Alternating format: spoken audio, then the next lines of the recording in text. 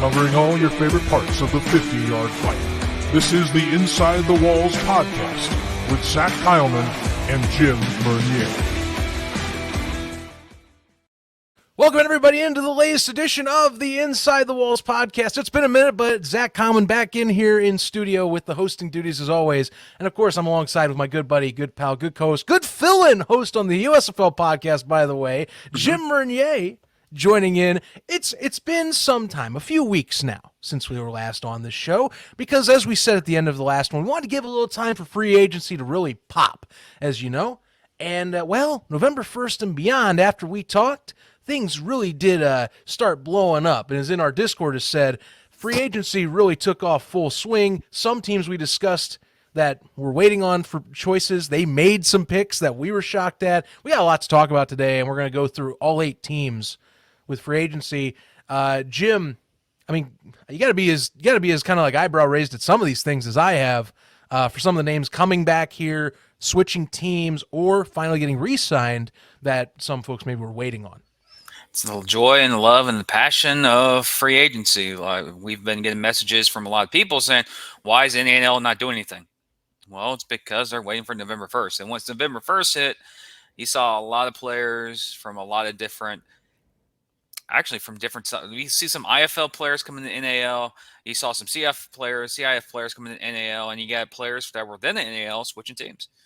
That's the joy of the free agency. This is what we look forward to in Major League Baseball, NHL, NFL, NBA. It's free agency. That's usually when the official season kicks off. Absolutely. And it, a lot faster this year compared to last year. A lot of big additions quickly. So let the fury begin, honestly. Yeah, I mean, might as well let the free agency fury begin, as that is kind of our title of the episode here. You know, again, it was kind of, free agency technically had started back when we had our last show on the 28th when we dropped that. Mm-hmm. But as we said, November 1st was really the big, okay, you're going to see folks that have been waiting to see other opportunities and start negotiating with other teams actively. You couldn't actively do that before that date. You could talk with your team from last year. You couldn't really do that until November 1st, and we've seen plenty of that happen. So today is pretty much the discussion on a bunch of that. And I mean, I'll tell you, I think it's a lot faster this year simply because I think the schedule getting out helps with that too. One thing players like, and this is with any football league, that the more I've talked with players, I think the more you've talked too. They like certainty. They like knowing what they're getting into. And sure, schedules, I mean, yeah, look, you got a league going on. People can say, all right, yeah, I know what might be happening. But look, you drop that schedule, players go, okay, so if I get this opportunity, if I go with this avenue, I know that I need to be getting myself ready for this date and that I'll have myself prepared and ready to go. And that these teams, they can actively go to these players and go, all right, cool. We don't got to worry about any other league stuff in way. Now we can talk to you about the football, what we need from you, what our coaches and our staff need from you, what you got to do leading up to spring. So I think that's part of it. And I think also when you have 2 extra teams, one of them needing a fully new roster, that also adds to negotiations. So more craziness happens, more movements happen too. There's more at play this year. I think there's a lot of stuff that makes it seem faster than last off season, at least. A little bit, yeah. Especially for teams like the Mustangs. They're rebuilding their whole roster. Not rebuilding, they're building their roster. And brand new. And a lot of fans out there were wondering how fast it's going to take. When's Fayetteville going to add players, so on and so forth. And I think 2-3 days after the first, they were signing 10 players almost a day. But yeah, a lot of people out there are wondering about Fayetteville. Mm-hmm. Don't worry about them now. They got some players. We'll talk about them later. If you're seeing technical difficulties on both screens, that's not us. That's not me. I got full bars. I guarantee Zach has full bars. Mm-hmm. So if the screen freezes at maybe just StreamYard, so deal with the technical difficulties. We had the same issue with the ref, by the way. It was crazy. But anyways, it happens. But I mean, we'll be good. Yeah. Audio-wise, you should be fine. Yeah, it's perfect. Yeah. So audio-wise, you should be fine. So if I freeze in a different angle, you can screenshot it and meme me. I don't care. Um, but overall, I have to admit that I was a little worried about Fayetteville, about how they're going to sign players. But once November 1st hit, that my wasn't the worriness of the team went away very fast. So Yeah, I'm going to be honest. That one, I think it was just because some teams already started re-signing people. They're ones that they couldn't really do anything anyway. I think that's kind of what clicked after the fact is like, oh yeah, duh, they're brand new. They didn't have anyone that they could even ask in the first place. So they have to straight up wait if they want anyone from last year's rosters. There's no expansion drafts or anything. This is arena football, people. You're getting free agents. There's no drafting going on here. So yeah, after the fact show, it's like, oh yeah, duh, they got to wait around. And I mean, they've gotten their signings. They got quite a list of talent they're going to be going in with already that's on roster, at least so they can train with and cut down later on as the spring goes on. I can't wait to talk about them. But for the beginning here, as we get in, again, we're going to talk all 8 teams, and we've decided the order of this is going to go as follows. We're going to go basically 2022 standings up and down, followed by oldest to newest expansion team announcements. So to kick things off in that case, if you are following along, the Albany Empire will be our first discussion point here as of this talk. So the Empire, let's get into it, shall we? You're talking, they were pretty hot out of the gate with signings last time we were on the show. Yep. Needless to say, some new signings have come back in and some that are big names that people were waiting to see, hey, are they going to return? One of them being, Mr. Big Man on campus himself, Sam Castronova, did finally re-sign, and he is back. He was, at least still is in the draft pool for the supplemental draft for the XFL, but he is on contract with the NAL and is currently, as of now, and I expect right now, to be their quarterback starting this spring, at least come April 7th. Yeah. That's a big get for Albany, but that's just not the only get. Not at all. And Sam Castronova proved that he was the best quarterback last year in the league. Coach Manas really got them moving beyond the week 4 slumber when they were just playing bad football. Honestly, Castronova took the team under his wings and he basically willed them to a championship. But other assets of that team just recently this week or today or on the 17th, so yesterday. They got back the beast himself from the linebacker position of Nick Hagg. Brandon Cisse is returning. Yep. You got Cornelius Lewis. He's a veteran in this game. He's back. You keep looking down the list for Albany and who they have coming back. You got Marquell Wade, Trayvon Shorts, the GOAT, Darius Prince is returning, Isaiah Hardy, and you have other guys who've had experience in the NEL or arena sport coming in. I think it's Brian Joseph Pierce. He has experience from Albany from, I think, their first year in the NAL, but he's back. You can look at Albany's staff. I know a lot of people online will start bragging or talk about what's Albany doing. They basically were bringing back their whole entire roster. Not a lot of players have jumped ship and gone somewhere else. When you get Trayvon Shorts, Marquell Wade, Darius Prince, Brandon Cisse, Sam Castronova back, and they're still going to sign about 3 or 4 more people that we know who names, especially like Nick Hagg. They're going to find people. They're going to lose a couple. I think you're going to see some guys come in like a Vince. I almost said Vince Neil. That's not the. That's not. That's a, no.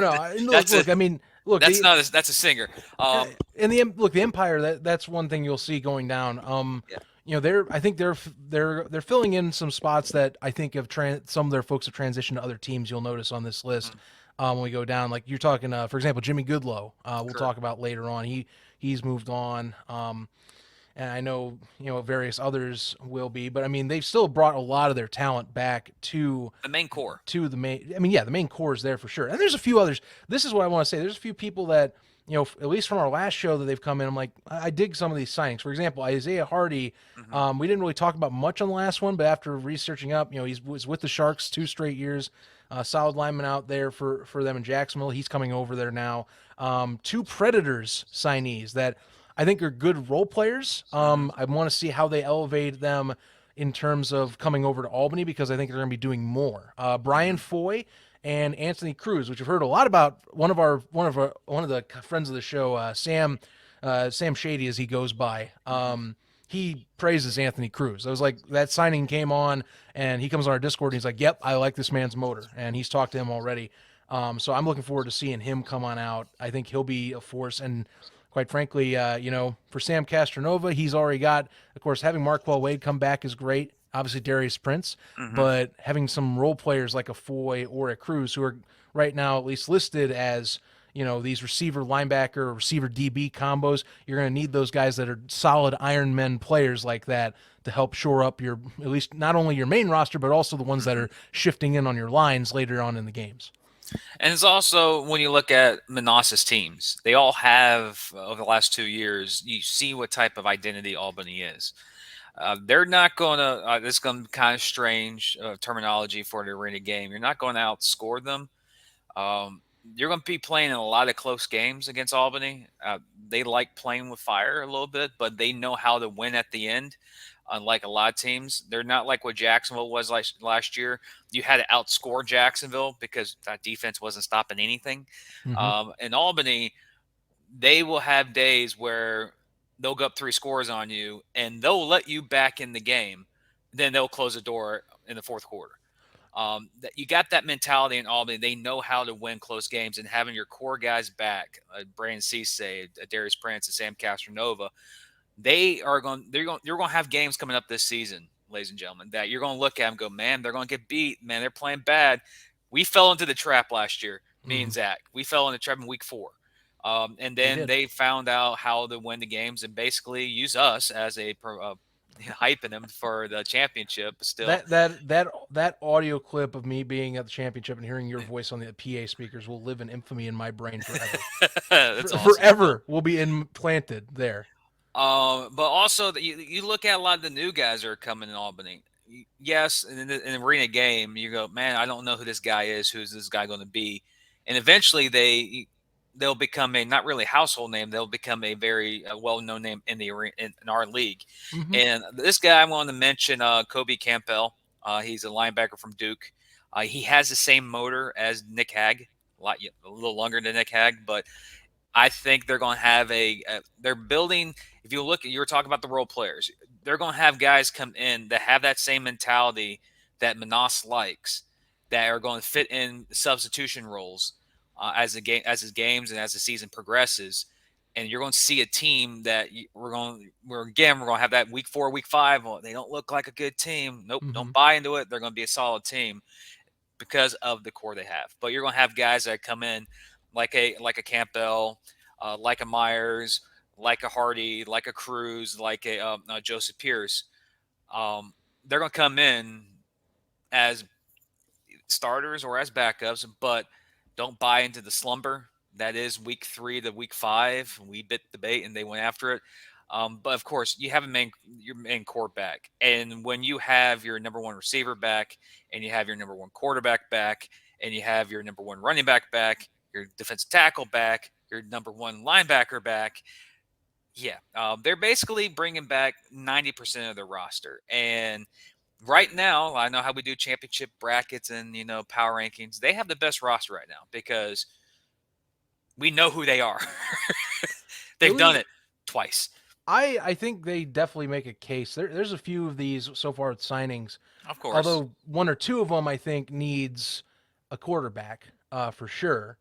But so far, so good for the role players. Yep. Right now, in terms of Albany, I definitely put them as one of the heights just because they keep bringing back a lot of guys from last year that were stars, and they have role players that are filling in those gaps. One player I'm watching for, just because I think they did this with Markel Wade. They picked up a little speedster shifty guy, and they used him to his full advantage as a complement to Darius Prince. DeQuan Patton, he's and this is just based on West Catamount University's website. He's 5'6", 180. That's a little speedy guy that you can kind of shade tackles or he can duck under those. I'm curious as to see what Ward and Ware and company use out there with him. Because I mean, hey, when you got someone that size with a 50-yard football field, you best hope you get a chance to hit him. Otherwise, guys like this, I think, thrive in this environment. So maybe depending on how his motor is, he gets out there. Maybe someone to watch out for. And also, another question is like when we looked at Albany last year, this roster, their quarterback room was solid. You had Mike Fayetteville, Castronova. Then it switched to Fayetteville, and Castronova to Warren Smith. Yes. It's still early. You know very well they're going to find another backup. So there's going to be opportunities where you see maybe a younger guy from a smaller school come in. Not maybe like how San Castronova was. He came in Albany, and everyone, including us, thought he was a decent backup from Carolina who struggled in Carolina and turned out to be probably one of the best players in the league or the best player in the league at season end. The question I have for Albany right now is I could see by how the rosters do. I could see how Manas is building his team. You can see each player he's signing fits the mold as a starter or the player that's ahead of the individual. So you're going to see more of that around Albany, but I have a feeling Albany is still going to pull off some big signings towards the end after we see the dust settle from the XFL and the USFL. A lot of the players who are getting passed up because there's still a couple good free agents out there that have arena experience that have not been picked up by either of those leagues. So look for Albany because of how they're back-to-back champions. They can that can lure some players into the city of Albany and the organization because of their history. So it's going to be it's still early. We're still in November, so we still have months until training camp, and players will, of course, have their opportunities come arise. And there may be players that you go, holy crap, he's still available. Okay, let's see what happens here. Things will. I say there's more transactions that are to come, but they'll definitely be looking out for those. And I do think that Albany so far so good. If you had to be ranking them right now in terms of the list, they are definitely one of the tops, if not the top. You could argue there's a case for the top right now in terms of some of the guys that brought back. But hey, right now they also, it's funny, like I said, there's a few people from their squad that have moved on as well. We'll talk down the list as we go that, seeking some other opportunities in other teams, but that's just the nature of the beast for free agency. That's what you get. That's also just a beast in our sport. Oh, of course. Yeah. We all know it's usually like 1 year and then re-sign deals, Right. That's how it works. We've expected this. We get that. That's in the belly of the beast. If you get a lot of your guys back though, like say like Albany here, that's always a win in my opinion. Core for the team. So they got to feel pretty happy right now. I imagine Coach Manas and Coach Ware have to be ecstatic that they have got a lot of their key, especially offensive guys, returning right now. And also the relationships they have. That's also, people forget, it doesn't care what type of sport or what league it is. Players go where they feel comfortable at too. So yeah, the USFL, XFL may look nice, but Albany may be a great area right now. And what Manas has done, and what we've heard about Manas, players, are attracted to that atmosphere and that attitude and that type of organization. So that also has a big deal in free agency too, especially in the arena game that plays a major deal. Absolutely. It definitely does. And so moving on here, we're going to, like I said, down the list. So Albany Empire, as we've said, so far, pretty dang good. You can't complain. If you're an Empire fan, you gotta be feeling pretty good with what you picked or who you've gotten picked up back so far. The Carolina Cobras are looking to at least try and get back to the NAL championship. There's been at least one or two eyebrow raisers for them as well. In particular, their former championship QB has re-entered the building. Welcome back, Charles McCollum, to the Greensboro Coliseum. He will most likely be your starting quarterback for the Cobras. He's had a bit of a career journey recently in other leagues, also injury journey, unfortunately. 2 of his past seasons, he had lower leg injuries. So that's something to watch out for. But if he's healthy, if he's on his A game, watch out. There's a reason teams from all these other leagues look to pick him up. He's been to the IFL and the CIF as well in recent years. After he was with the NAL, winning them a championship in 2018, and then also was with them in that 2019 season. He has a deadly cannon when he is fully capable of enacting passes and staying protected behind that front three. He is honestly in 18 and 19. He was the quarterback in the NAL. Carolina was thriving when he was there, and they were a very unbeatable team until they met their match in 2019. You look at their roster right now, and then you look at Fuller. You could tell Fuller brought back a familiar face in McCollum. Brought back Zach Brown, a familiar face. Brought back Derek Ziegler, a familiar face. Brought back Ronnie Hall, a familiar face. Familiar face. Lance Evans brought him back, and a guy who actually started to rise last year, towards the end of the year for the Carolina Cobras, was Adam Smith, and they signed him back very early. You look at, we know Coach Fuller from his Jacksonville days, how he put the team forth, and how his style was. The problem that hit him in Jacksonville is the quarterback situation. Now in Carolina, he has the quarterback. So he has a guy who's experienced, has been there, has done that, has won championships, and as a Carolina Cobra. And he has support staff already that's been there and done that with Ziegler and Zach Brown and Ronnie Hall. I look at their the roster or their signing so far, and I look at how they're going after the lineman is the question. You don't know what type of linemen they have, but the guy that I love that they picked, and this guy is going to be. I don't want to, make everyone think he's a nobody. Dante Owens, from Rutgers. Keep an eye on that kid. I've seen some highlight films on Twitter. I've seen him on YouTube from when he played at Rutgers. That he's going to be, I guarantee you, what quarterbacks like to call that safe play. He's going to be there. He has sure hands. He has good speed, and from what I've seen, he has good route running. For him, I think he's going to be a nailer. Remember last year I said watch out for Naquan Murray from Jacksonville, and he turned out to be a star in Jacksonville. You definitely did. And I'm very good at scouting receivers. You have your boy from Albany. I like Dante Owens out in Carolina. When he signed him, I like looking at these highlights of these players, but there's something about his attitude, how he played. He played in the Big Ten at Rutgers. And Rutgers the get right game in the Big Ten. I'm not bashing the university, but it's just you see on the schedule they're usually the get right game. But he was always there when the ball was getting there. He was catched. He has good route running skills. I think he's going to be deadly and lethal in Carolina, and that's what you need, especially McCollum with his mobility to get out of the pocket and be mobile. He will keep plays alive. And Rodney, like Lance Evans, Owens, and of course they're going to sign other receivers. I think they got a receiver from Clemson. I don't have him up there. I just know he got I think his name is like Kyron. He didn't really play a lot in Clemson. If I'm right, I should pull it up. But I know he did play from wide receiver. I think it's Kyrie Preston. I think that's his name. The only reason why I know him is because he was playing mop-up duty against Florida State, and he leveled somebody on special teams. And I was there at the game and saw him like, ooh, that's the only reason why I remember him. Is I think it's Kyrie Preston from Clemson. So, but my guy, ladies and gentlemen, is Dante Owens. Go watch his film, and you'll be like, yeah, he's going to be a beast. And especially in the arena game, especially there's a certain receiver that's not in Carolina anymore that was electric for them.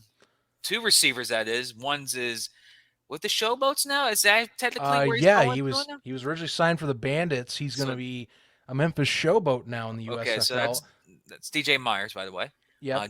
By the way, the Myers family's got to be ecstatic that both brothers are playing on the same team. One's a quarterback, Guy Myers. So. If Guy starts, that would be one hell of a story to see both of those guys. Myers to Myers? That sounds like a law firm. Sounds like a law firm. Yeah. Sounds like a Hmm. high school dream made back in the professional scene Yeah. here. So you know, And there's uh, also get listen back to Carolina. Another guy to keep an eye on. He did play, I think, a cup of coffee with his Jacksonville Sharks. Micah Robinson. He's a fullback defensive line from Syracuse. hmm Uh, I've seen him before in live action too, and as a Syracuse player. So it's going to be. They have a sneaky, low key good roster. The only reason that I'm still questioning them right now is they're off their line, and that's how it is with every team. yeah, If you don't they're know them like we do, like, oh yeah, I know he plays for Carolina. Oh, he plays for Albany.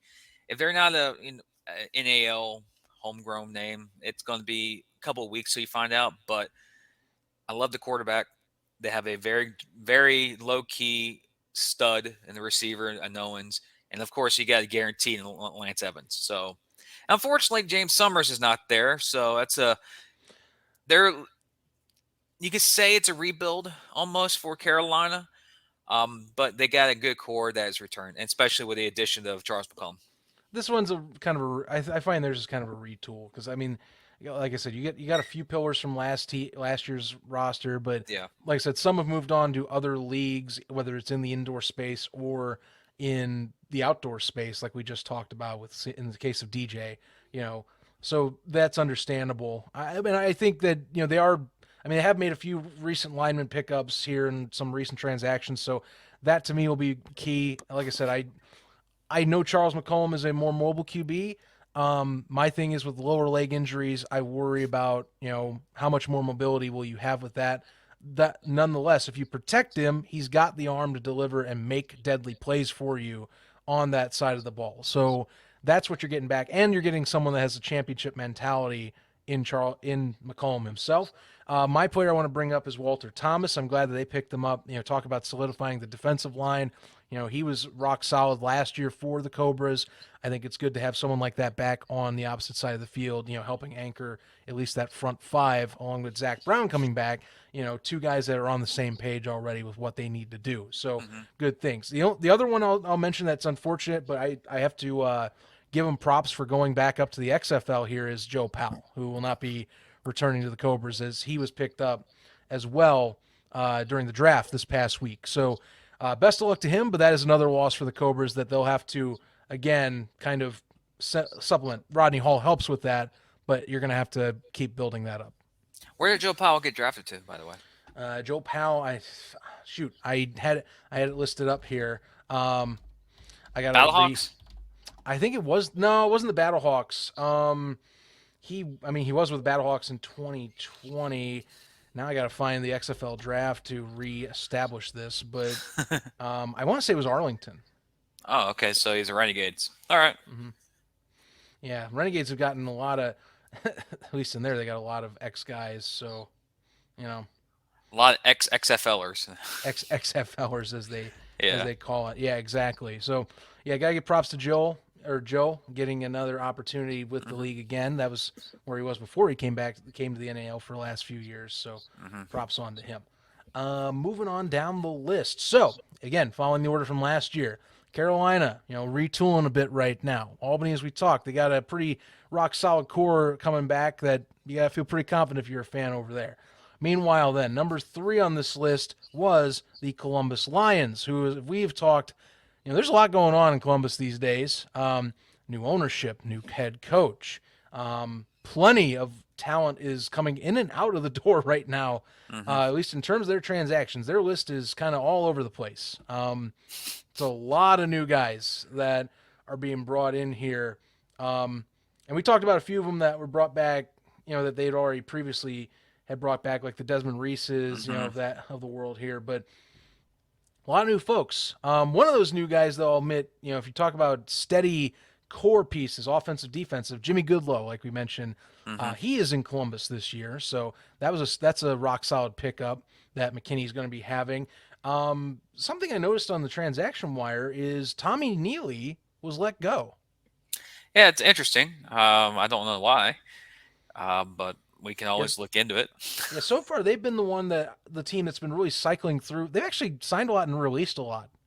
in the span of this past month.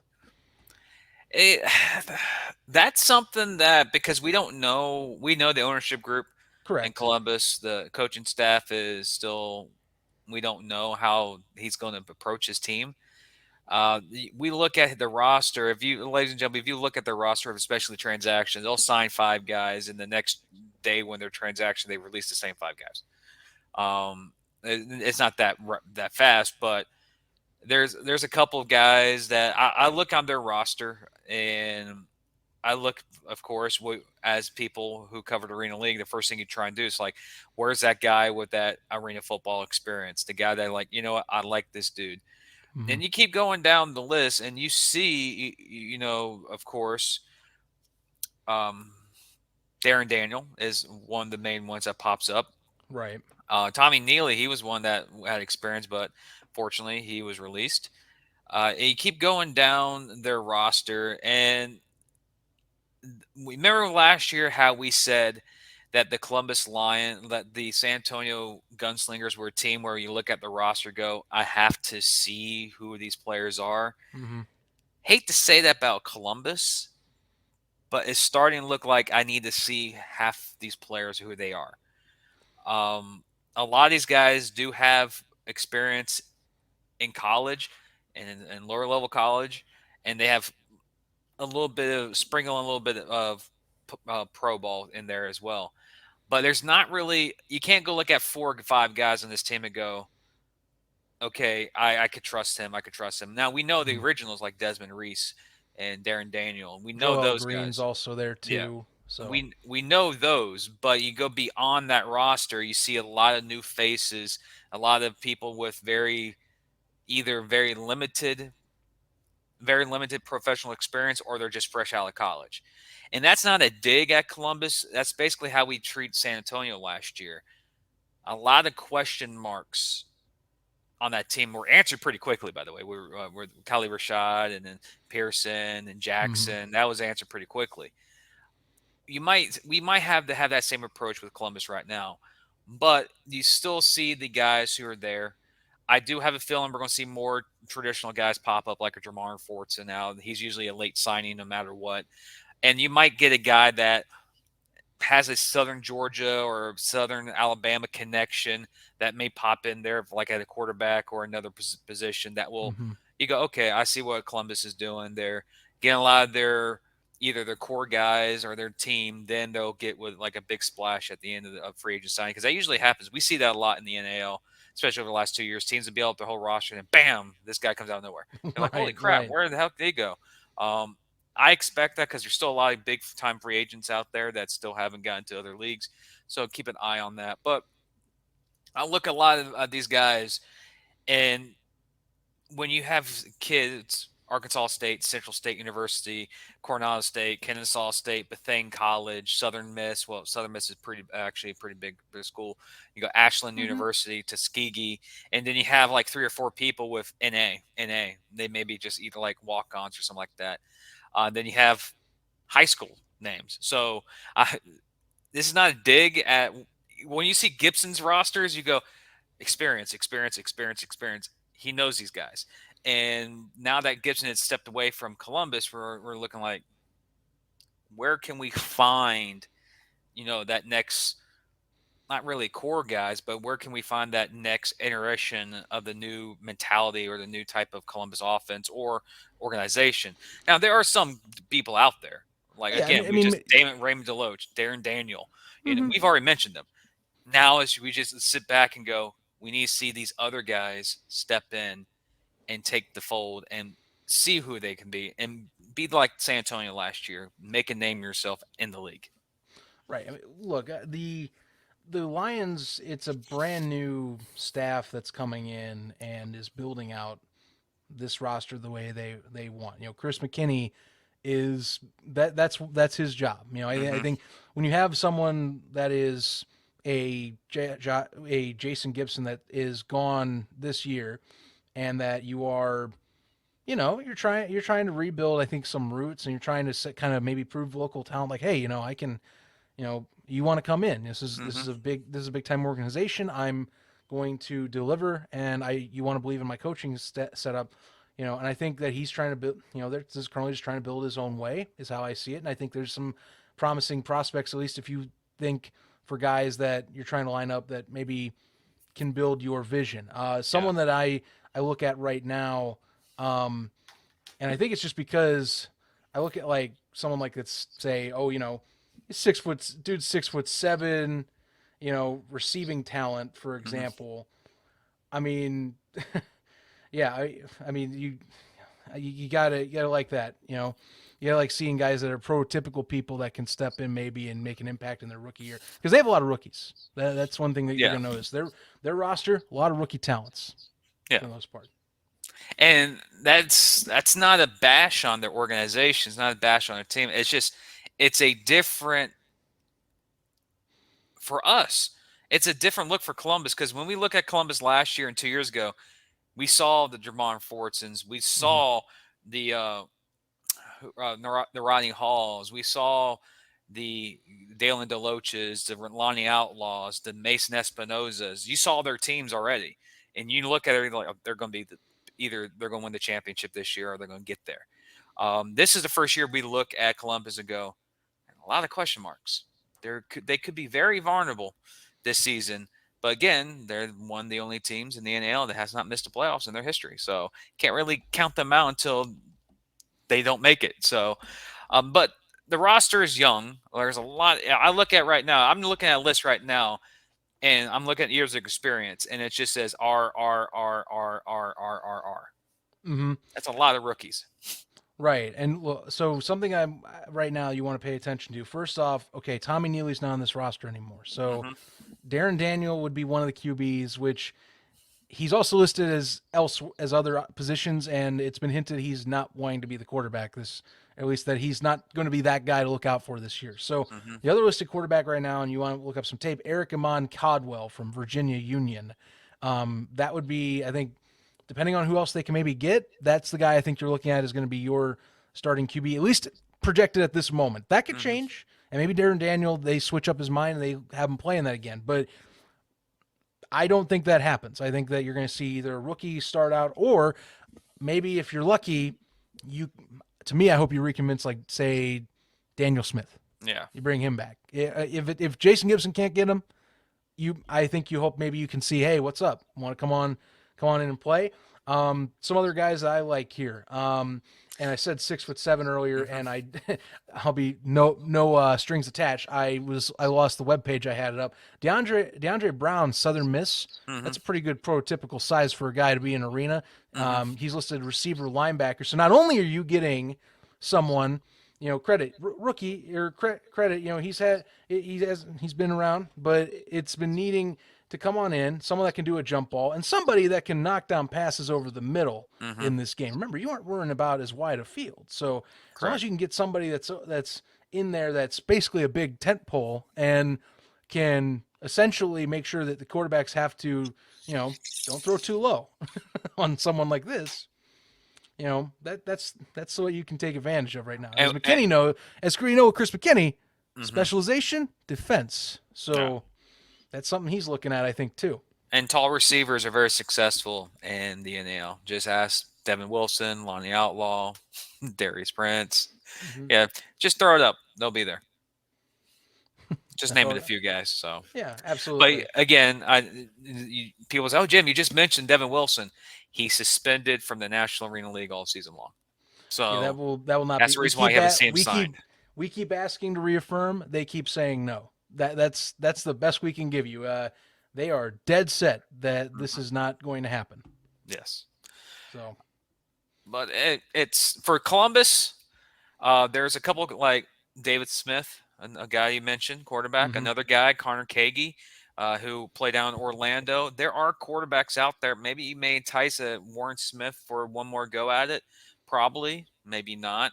Malik Henry is still out there as a quarterback. That's played in the NAL. There's Mike Faithful is another one. Imagine Mike Faithful in Columbus, a low stress environment, not like how Jacksonville, where it's win first mentality.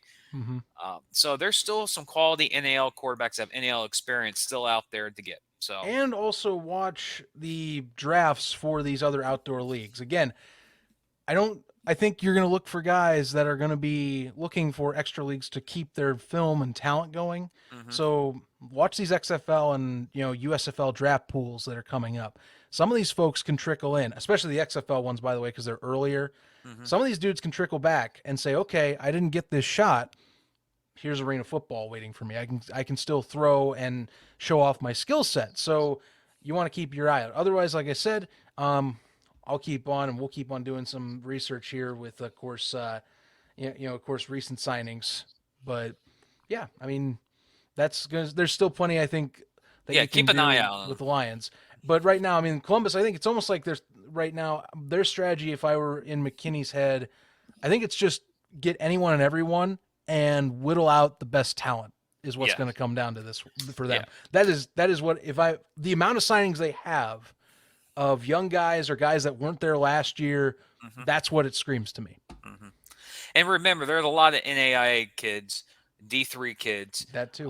that are studs in their level of football that NFL doesn't even look at them, XFL doesn't look at them, USFL because they play in Well, such yeah, a small league. college programs will get out too, And and that's coming up very soon. It's November already, so yeah, you'll get them pretty soon. So you might get that hotshot rookie quarterback that was overlooked, who was, a legend in college in his level, and find a way to come in here and dominate. A lot of quarterbacks do. There's some quarterbacks you go look at, and go, man, like Aaron Garcia was such a good quarterback. What school did he go to? Portland State. mm-hmm. It turned out to be the only AFL guy to be in the Hall of Fame because he threw for 1,000 touchdowns. I think that's the reason his jersey's there. So, but yeah, you're going for people in Columbus. You're going to find somebody. There's Yeah, talent. You live in the South. They're going to find some talent. you'll find talent. Yeah, you're You'll going to find find talent. somebody. Yeah. So Columbus, as we've said, a little bit to do, but I Mm-hmm. think they're going to be going through a lot more rigorous process to getting this sorted out come the rest of this offseason and moving forward. Moving down the list, Jacksonville, the last of the playoff teams from last year. It's not been as busy as some of the others, but they have had some signings that make you go, all right, I like the core that's being put around here. Quarterback still is a discussion piece, in Mm-hmm. terms of, starter. Yes, they have Graham Kelly, but as Jim would definitely say, they are still definitely looking for another option if they can. Hopefully, a big swing to land at QB position because, I mean, some of these other teams are landing those big Mm-hmm. swings right now. So they're going to be needing to do that soon. And again, watch those other drafts, those other, talent areas. Trust me, they'll find someone here that'll back up or will be with Graham Kelly soon enough. But a few signings you should be watching out for that if you're a Sharks fan, you're going, yes, I like this. Darren Townsend, that one alone, whoever's throwing to him and whoever's going to be kicking to him, by God, you're going to be having one hell of a weapon. That was an excellent team bring over there from the Lions that he had. Townsend, of course, had a stellar season last year as a rookie. He is going to keep on, I think, going up and up right now. Plus, his return talents will be elevated just by the new nets and the new rules for returns. So good signing. Marvin Ross, as we know, one of the higher profile defensive back talents in the NAL. He is going over to Jacksonville. You also have, in terms of other signings, Shaquille Hollins, who was with the Predators, solid role player at offensive defensive line. Daniel Justino, kicker as well, Orlando Predators too. So Mm-hmm. again, not too many. And there's a few others, Arcelis Nicholas and Maurice Dupree, who Jacksonville State local guy at least too. So Jacksonville State's in Alabama. Or JU. Jacksonville University's in Jacksonville. But yeah, I get that all the time, by the way. Jacksonville State local guy. No, that's Alabama. Okay. No, I'm bashing you, Zach, but still. that's fine. Uh there he's told me to talk about this guy. This is not me. Keep an eye on Reggie Todd, wide receiver from Troy. He has the size, he has the speed. Coach is very surprised that he is not in either of the upper leagues. He is what he thinks a diamond in the rough. So keep an eye on him. Yes, when I'm mentioning Coach, it's because I've had conversations about him with Coach. But you look at how Jacksonville's building their team. Anthony Johnson, Shai Hill, David Gilbert. You look at how they're building their defensive line, bringing guys in. A coach has said he's building a defensive group that will contain mobile quarterbacks. He's not worried about the run game. He's not worried about pocket passers. He says in the NAL, the evolution of the game is that you're getting a lot more mobile quarterbacks. So he's building a defense that can contain mobile quarterbacks like a Sam Castronova, like a Charles McCullum, like a Rakeem Cato, keeping them contained, keep them in the box, and make them try to beat you with their arm, not their feet. And he's been beefing up that bit backside, especially with Marvin Ross and Darian Townsend, who's going to be back there too. Like you mentioned before, Jacksonville is looking for a big bang hire. I do not have any connections or knowing who they're going after. I just know that they are still, as you can tell, of all the teams that are signing players, they're not signing as many players like everyone else, but they're signing players with either Jacksonville not Jaguars. No, we don't want that mentality. The Jaguars here, the Sharks. The Jacksonville Sharks mentality of winning. They brought back some core guys, and a guy that you just mentioned, Hollis, Jaquin Hollis from UMass Orlando. He was leading the National Arena League in sacks last year until he got hurt. And now he's on the other side of Shai Hill and Anthony Johnson. That's going to be a very, very, very difficult when you have two DNs that can get to the quarterback instantly. So watch him. Of course, you look at their offensive line. Jacksonville is still brought back Jaheed, brought back White. And another guy, Daniel Justino, who is a local guy, by the way, the kicker for he did play for the Orlando Predators. He went to the University of Florida. He is a local guy. He is from Jacksonville. Especially with the Nets, you can just kick away. You don't care. If you get the deuce, you get the deuce. But as you know, he did in Orlando. He started he kind of struggled early. As the season progressed, he got better. So I think Jacksonville will find a kicker. And the good thing about Jacksonville, you don't have to kick around the scoreboard. You can just kick it straight. But overall, Jacksonville is signing players to basically they're getting the players that they know are going to come to Jacksonville. They've played here, have either played with Coach Gibson or have played a history here in Jacksonville. You look at how they're signing players. They're not just throwing money at players to just come sign here. Gibson's being strategic in how he signs players. There's still a couple more guys that they're going to sign. There are a couple of guys that are in the works right now that will come to Jacksonville. Just waiting. They have other opportunities that are in front of them. We mentioned the two leagues before, two drafts that just happened. They are trying to get those opportunities, but if they don't get those opportunities, they will be big-time signings for the National Arena League and for Jacksonville. These are well-known arena football players, and who's played either with Jacksonville or in the NAL, so you'll know who they are. So it's a work in progress. But for Jacksonville's roster, they're going slow. This is not Jacksonville from last year where they just spin, and got everyone. They're doing what you expect Jacksonville's doing. They're skinning the players that they know they can get, and they're going to go after players when it's available to make splashes, just how Jacksonville has done in their past. So far, as a Sharks fan, I like the roster. I like how he's building the defense to contain mobile quarterbacks because that's the evolution of the game. There's a couple guys that may have to show out who they are. But again, Reggie Todd from Troy, that's another receiver that you guys need to start recognizing who he is. Gibson loves him. I've watched filmed on him. And if let's just say if you guys love Lonnie Outlaw, you're going to love Reggie Todd. I think that's a great way to tie in our next team, one of our next teams to talk about here. Coming up, I know that I'm going to go out of order, but I feel like that fits because you mentioned Lonnie Outlaw, so why not? I mean, San Antonio. Sorry, we'll give you 1 second. We got something special for you, San Antonio. Just hold on a second. they got plenty to talk about.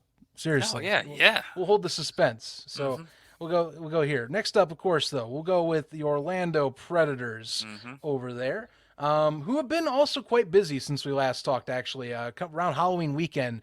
Signings kind of went off the rail for them. So they brought a lot of guys back. Freddie Booth Lloyd, Daquan Murray coming back there. You got Caleb Walls, Brandon Fuentes, hopefully healthy this year. to get to play a whole season. Clarence Williams, who has not been talked about enough. Again, dude was on fire second half of the year. Bringing him back, along with Lonnie Outlaw, by the way, and Larry Beavers, all three of their core receivers and DB combos have signed back, or linebacking combo, depending on who you're talking, of course, with Outlaw. But I digress. Those three, already your core is built back up. They brought Delvin Randall back as well. Kawan Alfred, he'll be back too.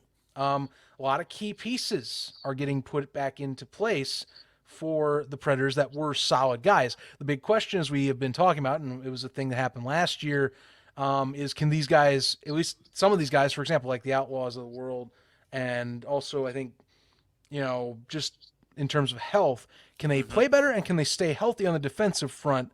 Because they got burned quite often, I think, as the year went on, just due to a few of those compounding issues. And then who's their quarterback? That still is what is being decided. Hopefully, the thing is, you hope it's an experienced guy like a Rakeem Cato that can, I think, play a little more consistently and less hot and cold than Cato was his year there with the Predators, because their core receivers are really good. I love their receiving core. And I love having Quan Alfred back there as your fullback. You just got to have a guy that can deliver the ball consistently and accurately. And the Preds could be, even if they have a defensive woes like last season, which I don't think they will. Fuentes is healthy, by the way. They have a potentially lethal roster. Just get the right field general. That's, again, very unique about our game. You ride and die by who touches the ball the most, and that's your quarterback. And again, another team that, just imagine with a player like a Mike Fayetteville at the quarterback down there, or a quarterback like an Arvell Nelson, if he's available, if he wants to potentially play in the NAL still. They have an offensive staff that's lethal. Yeah. They get the guy, a good quarterback. Last year's woes will be erased quickly.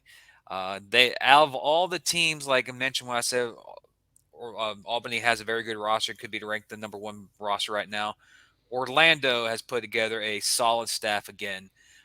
It's almost it's not like day and night. It's literally just turn the page in the same team. It just a couple new additions here, but having Brandon Fuentes back healthy is a big key. Beavers again is a big key, and Clarence Williams, like you mentioned, one of the most underrated receivers last year that showed out in the second half last year. He showed out with a carousel of quarterbacks that was in Orlando. Right. We talked about Lonnie Outlaw being the number one option when he came in, and Williams supplanted him at least towards the midway point of the year. He was their guy. And again, we stress with the quarterback, they do have John Sheehan from Roosevelt University they signed on recently. He's a rookie, so that's also why we bring the question, because there is time, but ideally just also experience from last year, what we saw when they tried to start a rookie QB. And it's a different, it's a Herky Walls is of course the coach this year. It's not the same staff, but I digress. I feel like they should still look for a more experienced arena option, especially with all that talent to throw to. You really should capitalize on those guys coming back and having that core and I think they will. There's still a lot of great talent out there. I look at their team, and one thing I'm very impressed. I look at their roster, and it says Brandon Fuentes is just a defensive back, so he's going to have no business playing receiver this year. Oh, without a doubt, he should be a specialist DB right out of the gate. So that's big for them, because I think he got hurt last year as a receiver, not as a DB. Yeah, he was doing receiving duties. I think that's when he got hurt. False step and bam. Yeah, he had done a few games, and I said pretty much had a leg injury that knocked him out the rest of the year.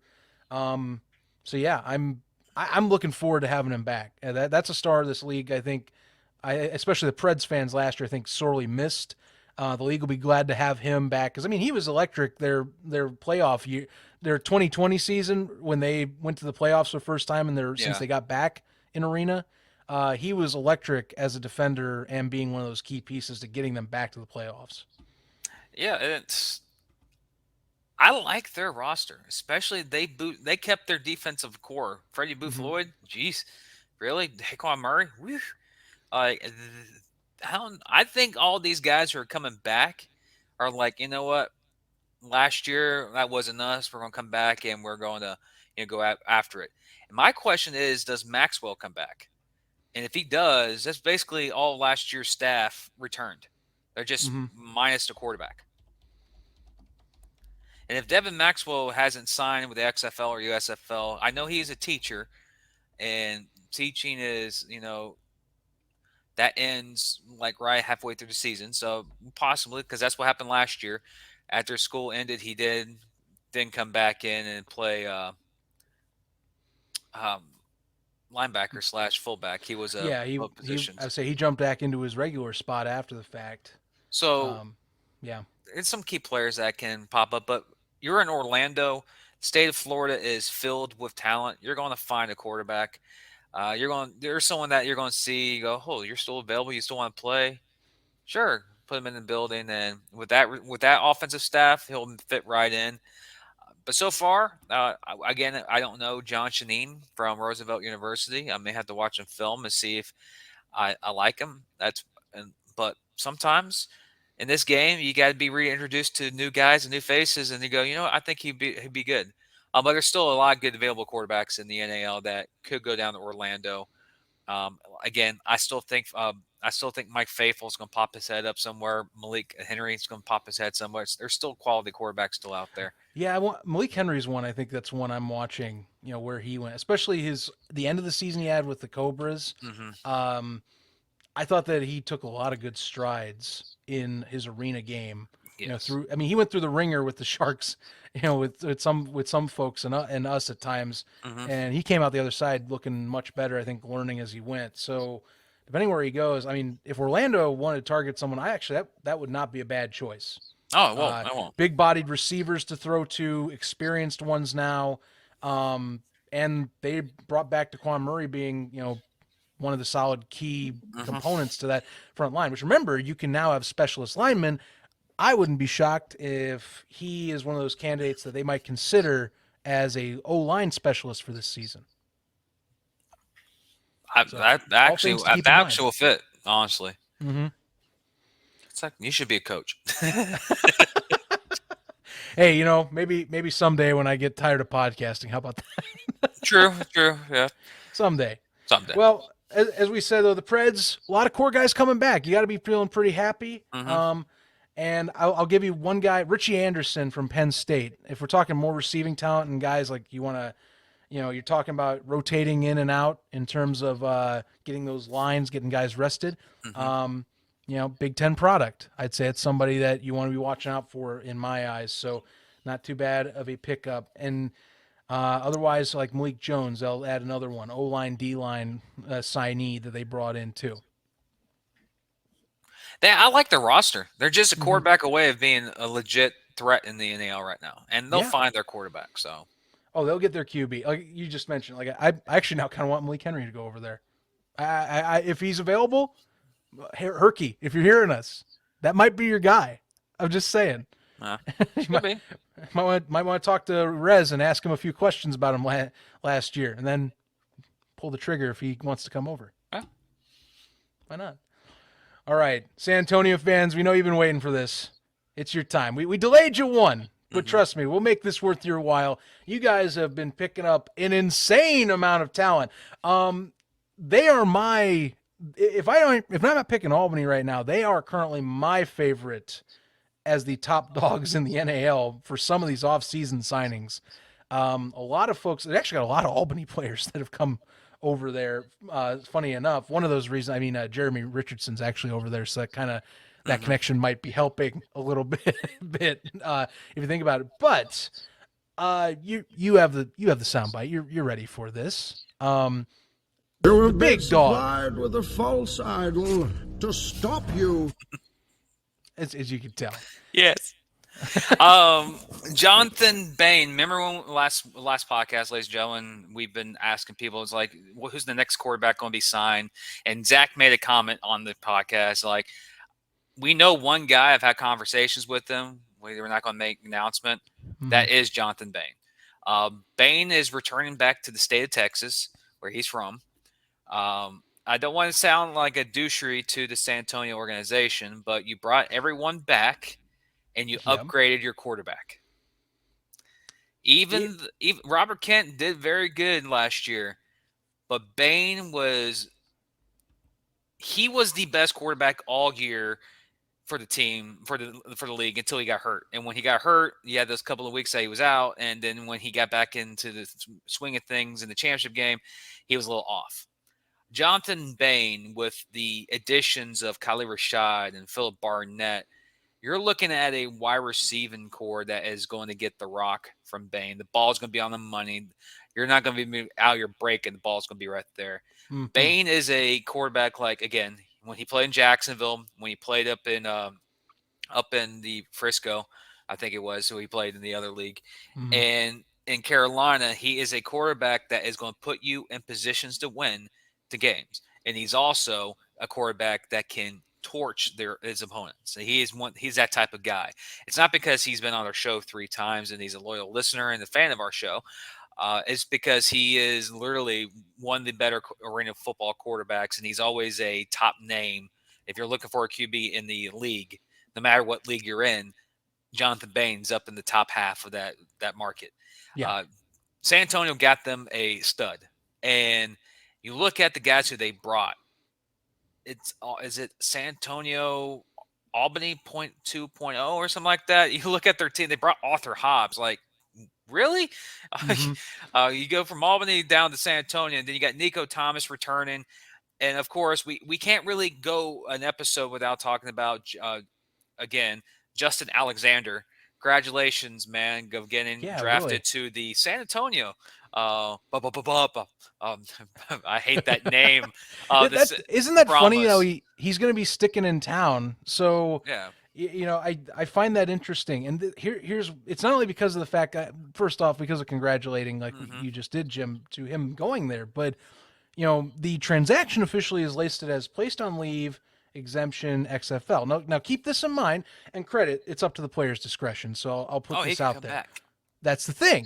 Mm-hmm. The XFL season ends in mid-April. Now, you don't need him right away, but a couple weeks. If he doesn't, say he wants a little more film, or say, he's in town and he wants to be a role player and he's not beaten up by the whole season, or he doesn't get knocked out, and he says, all right, maybe I'll go for a little more change and some more film, you might also still get your guy back. So, the leave is definitely... there's a possibility it's long-term, but there's definitely a possibility if you're a Gunslingers fan, it could be temporary. You never know. And that is somebody that definitely proved that he needed to go up to the next level last year. Yeah. He single-handedly, changed the outcomes of football games. Just him himself. I just remember him, how he demolished the Sharks last season in their matchup over at Freeman Coliseum. Oh, yeah. He was eating. Yeah, dude was eating. He got enough film, and we talked to from the Smoking Guns podcast, Phil, many times, and he stated that he's surprised he was even in the NAL last year, because of the size and ability. He's surprised he wasn't in the USFL. So he's in the XFL. Thank you, XFL, for getting someone from the Arena League. Thank you. Good respect right there. I find it funny. They have a partnership with IFL. They hardly draft. You look at the teams who draft players. They drafted only 2 IFL players. The whole league. I'm like, you did a partnership to get players in the IFL, and then you only draft 2. Yeah, hey, time will tell. But anyways, it's nice to see our guys, guys up there. It's still we have 2 guys. They're in 2 different leagues, but we have 2 guys too. We have one in San Antonio, and we have one in Memphis for the Showboats. No, that's cool because you can rep the league that way. Correct. That's what I find awesome. And I know DJ loves the NAL, and I think Alexander Sands, I think a stat issue last year was he was a key cornerstone and he was doing good there. So got to give props to him. And hey, if he wants to come back, the organization I think would gladly like to have him back. Yeah. Once late April comes around and maybe he rests up, or maybe they wait till the playoff stretch if they're that good, which right now I project them to be a playoff team with this roster. Yeah, I do too. I mean, there's other guys that I like that they got re-signed since we last talked. For example, Drew Pearson, he is back. The kicking specialist himself. Yes, exactly. Guy was nailing him last year. He'll definitely be going right back to that draw. Also, talk about core pieces. You want to help Jonathan Bain? You got Dante Angus coming back. Talk about a name for a lineman, by the way, right? Angus, yeah. Angus. Yeah.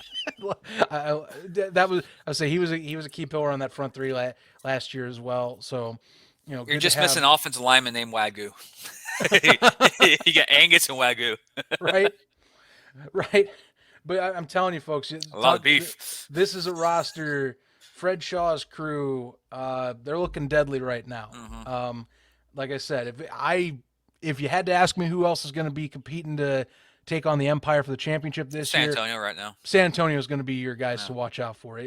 That's my de facto number 2, if not 1.5 or 1A, 1B. I'll put it that way to be fair. I think that's 1A, 1B right now. Oh, you have no argument for me right now. They have the deeper squads, have the most experienced quarterback so far in the league. The guy and they also have 2 running backs that are lethal. In Albany, they have crap. I almost said Pierre Turner. Trayvon Shorts, man. Yeah, Trayvon Shorts. I almost said How Pierre could you Turner say- for San Antonio. I got the players confused. I was Nah, like, you're wait a good, minute. San Antonio has Pierre Turner, There you go. and Albany has Trayvon Shorts. They have, honestly, minus Zach Brown, they have the best linebacker / running back players. Of course, I have a place in my heart for Zach Brown. He's such a cool dude. Even though he's a Cobra, still like him. But you look at overall the roster for the San Antonio team, depth wise, they brought 60% of the roster back from last year, upgraded their quarterback, brought some guys from Albany to have that winning mentality up in Albany to San Antonio. They got themselves, like you mentioned, they got themselves a championship roster. Now, the other teams in the league still have a chance to, add additional players, quarterback scenarios. But me just looking at the rosters right now, San Antonio, Albany, Jacksonville, Orlando, right now have the solid rosters. Now, again, there are a lot of missing pieces that can change. But right now, if we had the NAL championship right now, I agree with you. It would be San Antonio and Albany, which would be a very entertaining game. How those two teams – actually, San Antonio gave Albany a hell of a run last game of this season.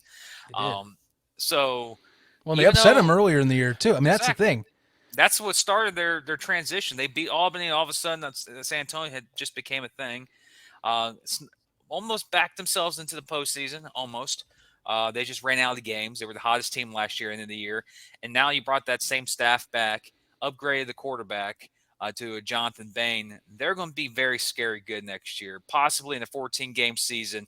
I think them and Albany are the two teams, as the rosters right now, are the two teams that could touch 10 wins. I think you're right. If it has to be lopsided, that is. If you have like the league where it's 2 teams are just running through the league, like 2 years ago. Like 2 years ago, yeah. I don't know if that'll happen though, because I think here's the thing, our next one, I think it was funny. We had the most questions about going into free agency, and I think they've surprised. I know that we have folks from Fayetteville that are in our ear going, hey, trust me, you're going to like some of the things that are coming up. And the Mustangs, November 1st to now, they look a lot better than I think some of us were wondering that they would be going into the season. And I got to list off a few of the signings that are kind of going, all right, I see what they're doing. I dig this choice. So Rakeem Cato is going to be their quarterback, most likely going to be their starting quarterback. You know what he did in Orlando. When he's hot, he's hot. That is all you got to know. Mobile QB, has a cannon for an arm. Mm-hmm. Dude is a solid, if not upwards, really top talented quarterback in this class right now of QBs getting signed on. Other key pieces that I really liked in terms of like veteran talent. Allegola Russell getting signed on over from Jacksonville. Donovan Raspberry, receiver linebacker there. He had a solid stint with the Orlando Predators at one point back in 2020 getting on. They also signed on the likes of like Trey Long. They also got guys like Chris Page, who had a really decent career so far in the arena scene and was with the Orlando Predators, who also has been signed on too. Kendrick Ings is defecting to the other Carolina team. That is the big one to me. I call it defecting. He's moving basically to the other side to at least the other side of the state somewhat. So He's moving on the other side of the street. yeah. But I mean, I think that's an eyebrow raiser because Mm-hmm. if you got Cato, okay, let's get him some bodies to catch. Mm-hmm. Yeah, I mean Kendrick, he does receiver DB duties. You don't have to worry about using a specialist slot on him, and he did really solid at his DB duties last year. You know what he can do as a receiver, Mm-hmm. and he's a really good kick returner. So you have a trifecta of a weapon coming over that I think you and I thought wasn't going to Mm-hmm. leave the Cobras if he was going back into the arena scene. So I'm actually quite surprised that he did go over to Fayetteville because I thought with Fuller's group he would still stay there. That's a big win for Fayetteville as a signing. Big win by Fayetteville. Trey Long is another big win by them too, and also Trey Long, Trey Brown. Trey Brown, yeah. Trey Brown's a guy that got from I think East Carolina. I think that's where he's from. And I think he has history. Is it Trey Brown that has history with the NAL? I think. Man, I gotta go. I might be thinking of another player, but I like the addition. We've seen what Trey Long can do. He has history with the Cobras in the NAL, and now we have one guy that I saw highlight films of him. Robert, the owner of the Fayetteville Mustangs, mentioned, "Hey, check this guy's video out. He's pretty cool." Devontae Baker. His nickname is Smoke. So I laughed. It's like we need to change his nickname to Devontae Smoke him if you got him, Baker, because I watched this. He's that scat back type of receiver, speed demon. He's going to be that Naquan Murray for Fayetteville. He's going to be that Kylie Rashad for Fayetteville. Watch out for him. So he's nicknamed for our show, and if he stays and then makes a team, it will be Devontae Smoke him if you got him, Baker, for the Fayetteville Mustangs. I do find one of the there's a few fascinating signings in terms of I think the versatility that I'm looking at here. Remember with Iron Man, if you can fit the bill, great for you. Correct. For example, they've signed Cato, but on the same day they signed Tamir Zimmerman, who is listed much like Darren Daniel. He is a receiver DB QB player. Adam Smith is also kind of like that too, if you think about it, because he was the third string doing duties for them over there in with the Cobras. So I don't know. I see those signs. I always am fascinated by having versatile players like that. One thing I like about Fayetteville right now, they're not just signing guys to just sign them. Like we've seen teams, the expansion teams, sign players, and you go, "Why are you signing this guy? He has zero film or a little film, or he played in the the lower leagues where you can't really trust their film." They're actually going after guys that have CIF experience, IFL experience, NAL experience, and actually had decent times in little spurts in the XFL back in 2020. So they're getting a very experienced team from the indoor game, especially Cato. Cato started. I still think that you're the reason why Cato had a change of a season, because he was playing like dog crap early in the year. You told him, "Hey, calm down, Cato. Look for that second read. Don't run out of the pocket. Be open." And that next episode, after that next episode, Cato was a different person. I mean, look, when he calms down, and I think last year we see this with arena QBs from time to time that they needed, and he needed a little more experience. He only had very minimal coming into even that season. So last year, I think you saw progress. You saw like McHenry as well. They slow the game down. They, yes, you want to get the ball out quick. That's the arena game of the quarterback. You don't want to sit around in the pocket because you have less protection, and the more you wait, the more stuff goes on. Unless you're Sam Castronova, because he's a wizard. So I mean, Cato did that too, but. Or Charles McCollum. I forgot about that. McCollum. I mean, he can be a wizard. Obviously, Arvell Nelson. We've seen that happen, but I mean, for the most part, you don't want to be sitting back there in the pocket too long. Get that bad boy out of there. Start getting chunk yards. Get scores built up. Cato, I think at the beginning of the year, it was part that issue, and part because Coach Higgins at the time was still trying to decide, at least the first two games, he was doing a dual QB system with Connor Kagi as well. And they finally just went with the better quarterback. Because I'll be honest with you, I mean, I have respect for Kagi, but Cato was the better option at the beginning of the year in games 1 and 2, and they eventually went to that better option. So, unfortunately, though, they had a falling out with him and the organization, basically led to him being released. And I was glad to see him back in the league just for the sake of that's a talented player, but he's also getting a fresh start in Fayetteville now. Yeah. So I'm happy for that. I don't know everything. We don't know everything went on with Orlando there. I'm not going to speak on that, but I'm glad to see him back because that was a guy I was like, I thought there was a bright future NAL wise for him, and I'm glad he's still with the league. Yeah, he wasn't an issue in Orlando. I think he's just very unexperienced in Orlando. Mhm. Now that he got his experience, he knows what the NAL is about. I see him going into Fayetteville. Got a nice roster, got a nice group of receivers for him. I think we're going to see a much improved Fayetteville team. Not much. We don't know who Fayetteville's going to be, but we're going to see a much improved Cato. And if Cato makes that step forward, like from last year to this year, look for Fayetteville possibly be one of those that new team that is pushing a team maybe like a Jacksonville, maybe like an Orlando, maybe like a Columbus for that fourth or third spot in the playoffs. They have a roster right now that looks like it. The question is do they mold? Do they, get chemistry and see how fast they can get? Because you look at their schedule, starts off pretty hectic, a little easy in the middle, but when those hard games match up, I think they go on like a 3-game stretch where they play Jacksonville, Albany, and San Antonio back to back weeks. If based on what we see on the rosters right now, that's going to be a stretch next year. So let's see if he makes that step. He makes that step. They have enough key guys that they brought in that they're not going to be a pushover that many fans in the league right now think Fayetteville will be. I don't think Fayetteville is going to be a pushover. Right, and I think Fayetteville. I think I've been impressed at the mix of veteran meets rookie talent. So we mentioned a lot of the key veterans. Guys that I think they're solid. They're solid guys that know the sport. That can definitely, I think, help these rookies get up to speed. And it's enough talent to where I think they'll be in games all year for sure. Could be to me a fringe playoff team right now based on what I'm seeing.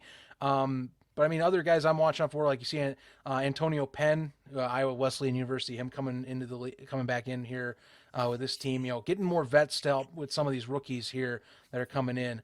Filmerman Sylvia here, offensive defensive lineman from Marshall. I'm listing that because of the connection that with Cato being another Marshall alum. So hey, maybe a little camaraderie to align with as you please. We are Marshall. Yeah, but good stuff. I would say if you're a Fayetteville fan, if you're a new Fayetteville fan, if the Mustangs are coming to town, you should be pretty happy if you're listening to the show saying, hey, you know what? Great start. First season, you want like I said, first season with these new teams, you want to establish yourself, and you don't want to be down you hope to not be down in the gutter and being at the bottom of the league. If you can show some grit, if you make the playoffs, that's a great way to kick off a new organization. So, So far, I like what Charles Gunning and company are doing over there. Keep at it, guys. You're doing good. That's what I got to say for my report. And if you're in Fayetteville and you're looking for tickets, call 910-597-9909 or visit FayettevilleMustangs.com. Same as at the ticker on the bottom of the screen. But yeah, again, with the expansion franchise, as they are the newest franchise in the NAL based because they are brand new. It's not like our next team. You would like to see some of these teams, get out to a hot start, especially try and get a rabid fan base into an organization. It's strange in sports.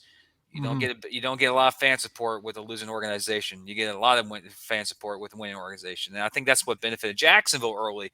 It's because they came out of the gate, started winning.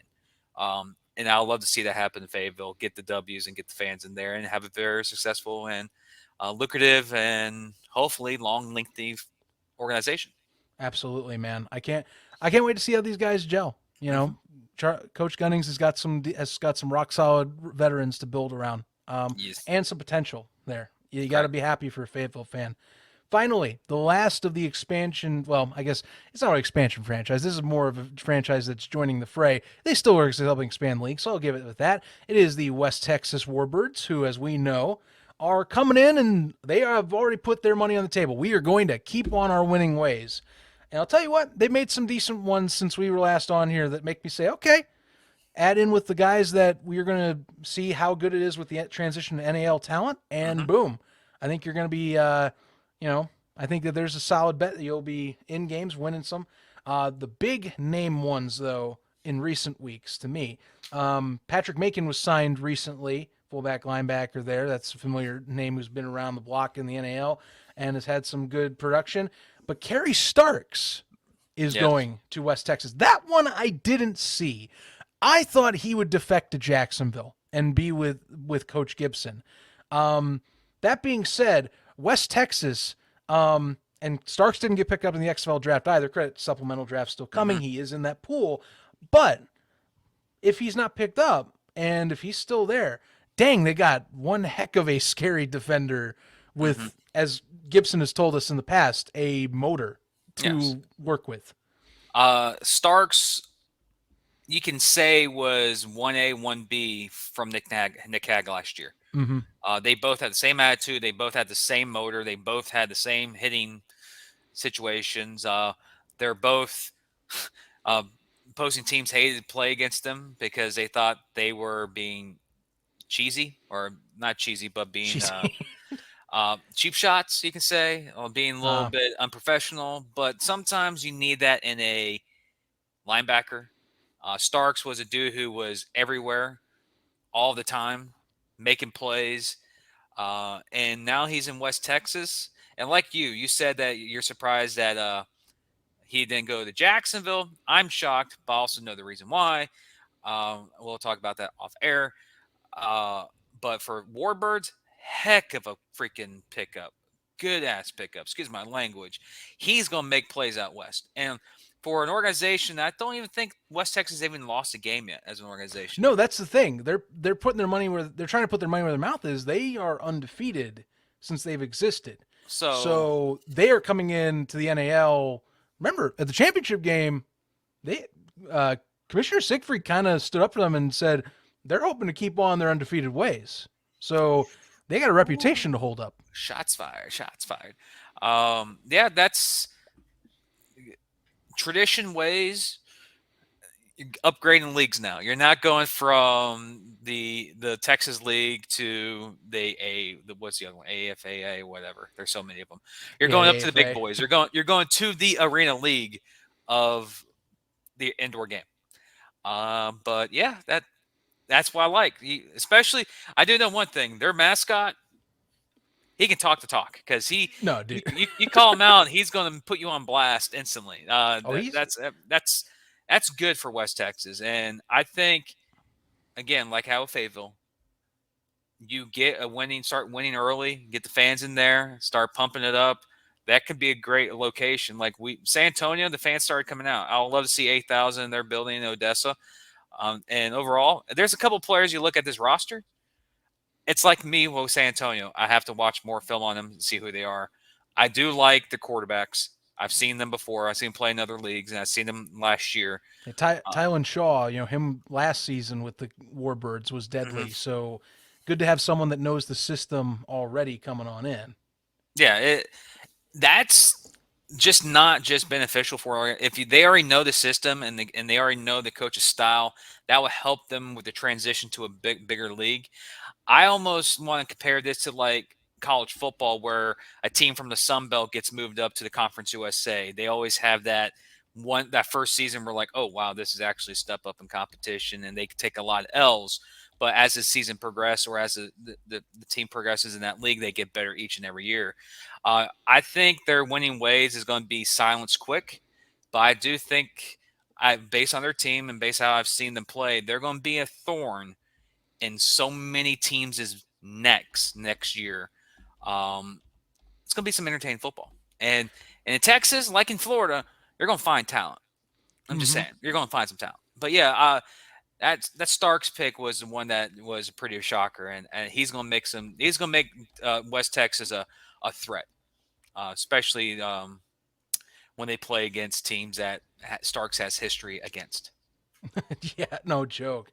I mean, you gotta look with how this league is and how it's passing heavy so much. You gotta have someone that is able to cause disruption like he did last season. I mean, we can't. I can't stress enough. The Lions. They finished third in the NAL, but even before Mason Espinosa came to help kind of guide them into another chance at going to the NAL championship, defense was their calling card. And Starks, he came in swinging basically off the streets last year as a somewhat unknown coming in, and made a name for himself in the NAL already. Of So course. I mean, teams are going to line up this year and they're going to know, okay, dude is a versatile edge rushing high motor guy that's going to claw his way every inch to get back to your QB. Correct. That's what you need to expect going forward. So, West Texas saw that they took a swing and they got him back.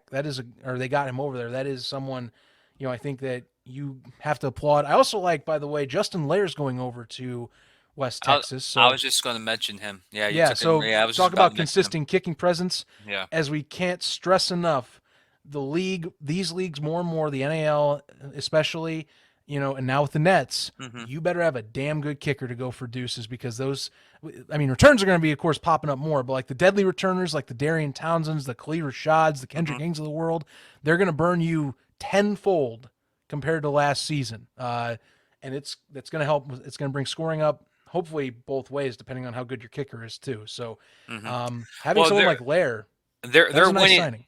Their winning ways will be tested.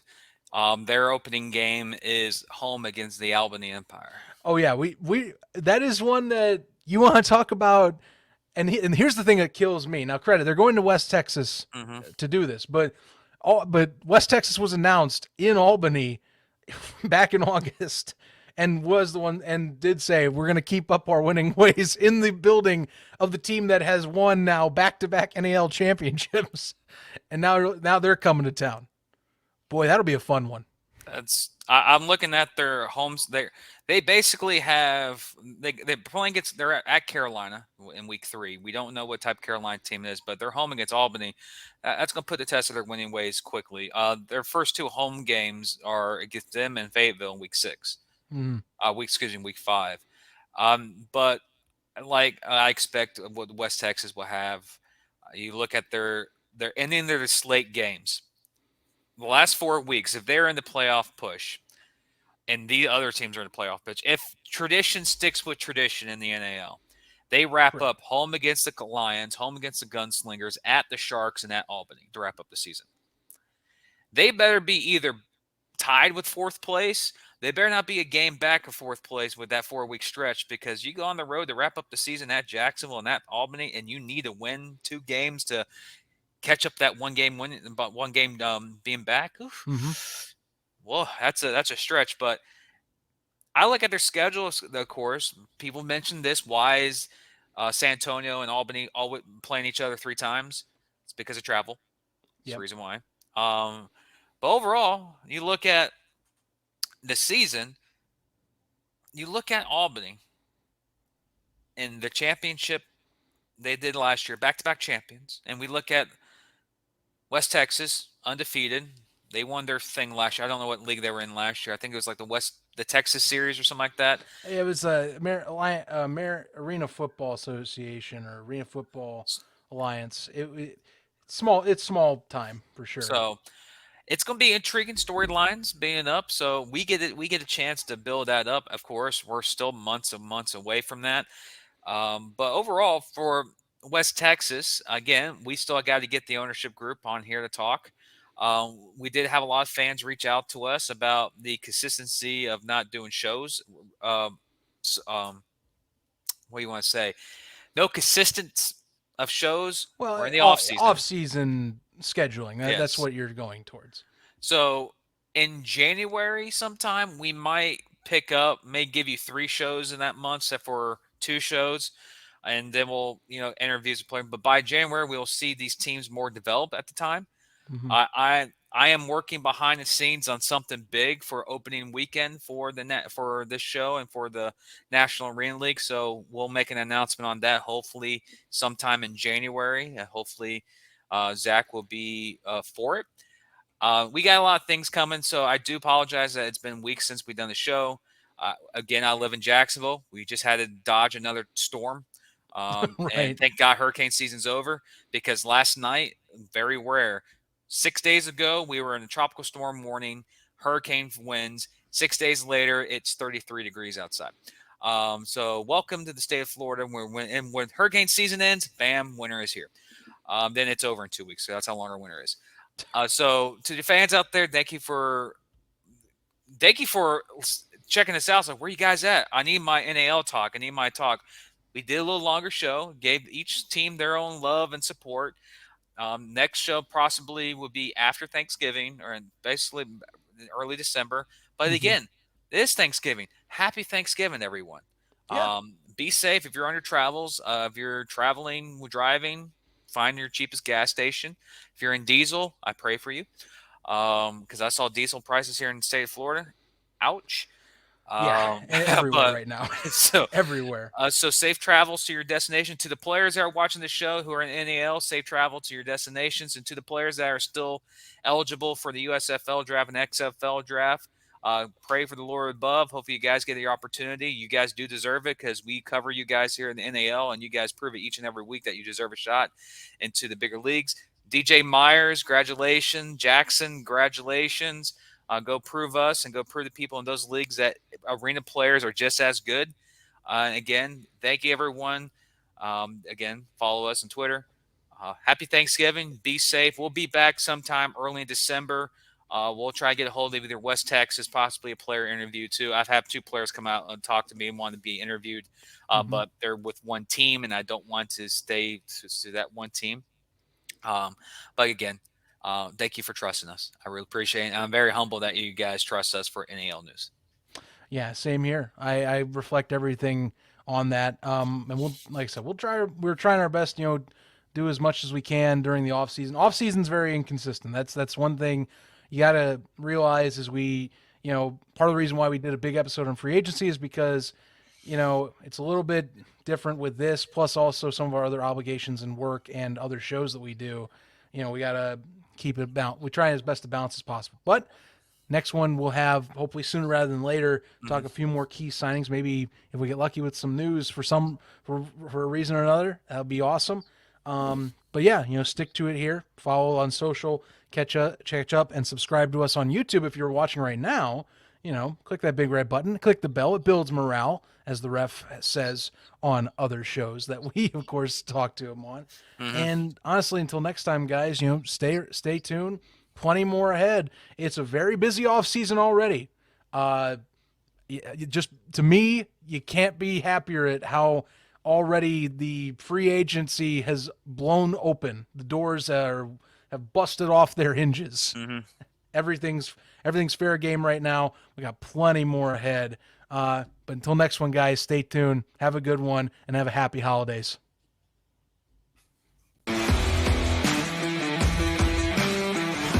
Covering all your favorite parts of the 50-yard fight. This is the Inside the Walls